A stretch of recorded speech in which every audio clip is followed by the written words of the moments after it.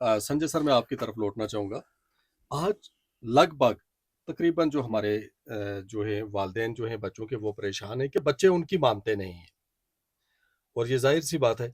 और आपके दौर की अगर बात की जाए या थोड़ा 20-25 साल हम पहले चले जाएँ, तो टीचर जो है वो बहुत बच्चों की पिटाई भी करते थे, लेकिन वालिदैन ये कहा करते थे कि अगर बच्चे में कमी है तो इसकी और जो है वो आप खातिरदारी करें। जबकि आज के दौर में हम अगर बच्चा गलत भी होगा, तो पेरेंट्स कई बार क्या है कि उसके ऊपर पर्दा डालने की कोशिश करते हैं। और सोशल मीडिया के अंदर क्या हम देख रहे हैं, वालिदैन भी इस तरफ उनका ध्यान भी जो है वो कम रहता है। तो सोशल मीडिया पे क्या ऐसा किया जा सकता है जिसके ज़रिए हम बच्चों में जो है एक ऐसी क्वालिटी पैदा करें कि वो हमारे समाज का एक बेहतरीन जो है वो इंसान बन सकें और अपनी कौम मुल्क की खिदमत कर सकें? संजय साहब। सबसे पहले तो मैं सर आपका शुक्रिया अदा करता हूँ कि आज हमें यहाँ आने का मौका मिला है। तो हम बड़े खुशकिस्मत लोग हैं कि आज आपने यहाँ पर एक हमारा प्रोग्राम को यहाँ ऑर्गेनाइज़ करवाया है। तो सबसे पहले मैं प्रधान जी का शुक्रिया अदा करता हूँ कि पूंछ से यहाँ तशरीफ़ लाए हैं। उसके साथ-साथ हमारे सिविल सोसाइटी के एक बहुत आला तरीन हमारे आरव काज़मी साहब हैं, मैं उनका भी शुक्रिया अदा करता हूँ। और उसी के साथ-साथ मैं रेडियो पीर पंजाल का शुक्रिया अदा करता हूँ कि वो बड़ी अच्छी पहल करते हैं कि जिससे समाज में कुछ सुधार आ सके। तो सबसे पहले तो मैं कहूँगा कि घायल तो यहाँ पर हर परिंदा है, घायल तो यहाँ पर हर परिंदा है, मगर जो फिर से उड़ सका वही जिंदा है। जो फिर से उड़ सके वही जिंदा है। जो रातों की कोशिशों को गवा देते हैं, वही सपनों की चिंगारी को हवा देते हैं।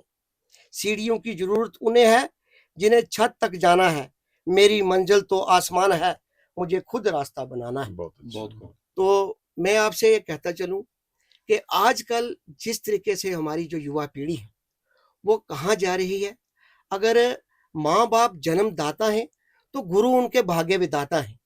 तो जो पहले का दौर था उसमें गुरु की बड़ी इज्जत की जाती थी। आज भी हम भाई नरेंद्र साहब को यहाँ जब देखते हैं तो ये स्कूल में मास्टरों को पढ़ाया जाता था इनके द्वारा। तो वहाँ पर जो इन्होंने काम किया है वो सराहनीय है। और इसी तरीके से हमारा जो समाज है इसको भी एकजुटता दिखानी होगी। जैसे आरब साहब ने कहा है कि हमारे धर्मगुरु कहाँ हैं इस वक्त, धर्म गुरुओं को आगे आना चाहिए। बाबा नानक ने यही कहा था कि सेवा परमो धर्मा, कि सेवा ही परम धर्म है। और उसी के साथ साथ जो हमारा इस्लाम मजहब है वो यही सिखाता है कि पीस, शांति। और हमारे जो गांधी जी हैं उन्होंने कहा कि untouchability is the crime against God and man. ये अनटचेबिलिटी जो ये प्रथा भी चली उसमें भी हमारे लोगों को बड़े दूर देश तरीके से दूर रखा गया। जैसे कि ये शेड्यूल कास्ट है, ये दूसरा है, ये तीसरा है, इससे भी बड़ा बड़ा फर्क पड़ा। मगर गांधी जी को हम इसलिए याद करते हैं कि उन्होंने हमेशा जो है वो अहिंसा का रास्ता सिखाया। और जो हमारी आज़ादी मिली वो भी बिना खड़ग बिना डाल। तो वो क्या था कि उनके जो उद्देश्य थे वो यही चाहते थे कि हमारे लोग जो हैं वो एकजुट में होके रहें। और आज हमारे बच्चे, मोबाइल एक अच्छी चीज़ है मैं नहीं कहता, मगर जिस तरीके से इसका यूज़ जो है वो बच्चे गलत तरीके से करते हैं।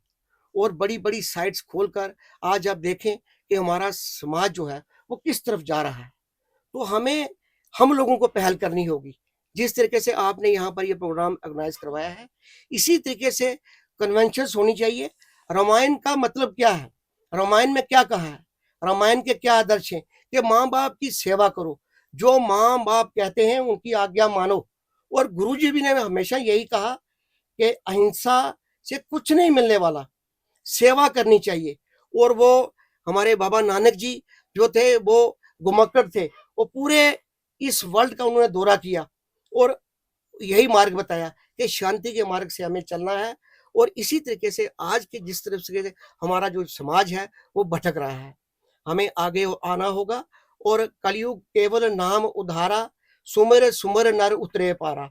हमारे बच्चे आजकल समाज की सेवा कम करते हैं मगर दूसरी तरफ ज्यादा अपना जो है वो अपना ध्यान देते हैं। तो माँ बाप को भी चाहिए कि बच्चों पर नजर रखी जाए कि हमारा बच्चा कर क्या रहा है। बच्चों पर पूरी नजर होगी तभी हमारा समाज जो है वो इन बुराइयों से दूर होगा। जिस तरीके से आज माँ माँ की जो है बेटा सुनता नहीं है, बाप की बेटा सुनता नहीं है। अब आप देख लीजिए भारत में भी कितनी मिसालें हैं। तो रोज़ कोई ना कोई जो है सोशल मीडिया पे, एक तो मैं कहता हूँ कि ये जो बुराइयाँ फैलाने वाले सोशल मीडिया का इस्तेमाल कर रहे हैं, इन पे पूरी तरीके से बैन लगना चाहिए। जब तक उसकी पूरी क्लैरिफ़िकेशन ना हो और उसे कोई इजाज़त ना दी जाए कि इस तरीके से लोगों का मार्ग भटकाना, ये बड़ी गलत बात है। तो बाकी मैं आपका शुक्रिया अदा करता हूँ कि आपने हमें बुलाया है।